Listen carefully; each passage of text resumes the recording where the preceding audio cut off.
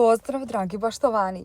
Uzgoj krastavaca nikada nije bio jednostavniji. Samo sipajte u rupu i to je to. Rađa će na tone do kraja sezone uz pravilnu njegu. U ovom videu za vas pripremam jedan koristan savjet šta je potrebno uraditi prije nego što posadite krastavac u zemlju. Mladu biljku krastavca jako je bitno dobro prihraniti.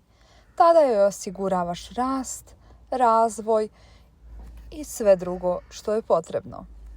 U ovom videu vas neću puno zadržavati. Samo ću vam dati korisnu informaciju, a vi mi za uzvrat ostavite jedan like i srce u komentaru. Sve što je potrebno je da jednu kašiku suhog kvasca pomiješate sa jednom šuljom tople vode. Dodajte pola kašike šećera.